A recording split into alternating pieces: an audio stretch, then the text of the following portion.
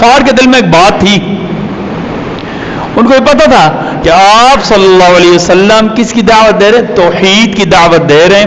اور توحید کیا ہے؟ جتنے معبودان باطل ہیں ان کے انکار کا نام کیا ہے؟ توحید ہے۔ اور رب کی وحدانیت مان لینا، اس کا نام کیا ہے؟ توحید ہے۔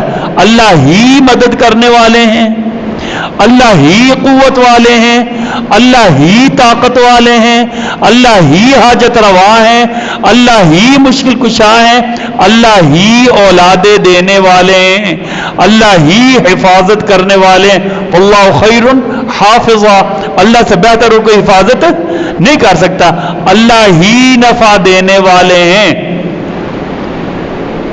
اللہ ہی نفع دینے والے۔ ساری دنیا مل کر اکٹھی ہو جائے، کسی کو نفع دینا چاہتا ہے، نفع نہیں جب تک کس کا حکم نہ ہو؟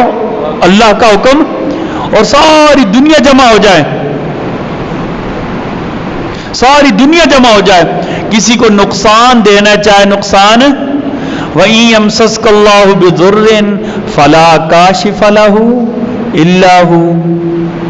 اللہ نے کہا وَإِن يَمْسَسْكَ اللَّهُ بِضُرٍّ فَلَا كَاشِفَ لَهُ إِلَّا هُوَ۔ اللہ نے کسی کی تقدیر میں نقصان لکھ دیا تھا، ساری دنیا جمع ہو جائے، اس نقصان سے بچا نہیں سکتی۔ وَإِن يُرِدْكَ بِخَيْرٍ فَلَا رَادَّ لِفَضْلِهِ۔ اللہ نے کسی اوپر اپنا احسان کیا ہوا تھا، اللہ احسان کرنا چاہتے تھے، اللہ عزت دینا چاہتے تھے، اللہ مال دینا چاہتے تھے، اللہ توحید سے وابستہ کرنا چاہتے تھے، ساری دنیا اکٹھی ہو جائے، اس کی مخالف ہو جائے، لیکن اللہ کے فضل کو اس کے اوپر سے ہٹا نہیں سکتی۔ یہ کفار کو پتا تھا۔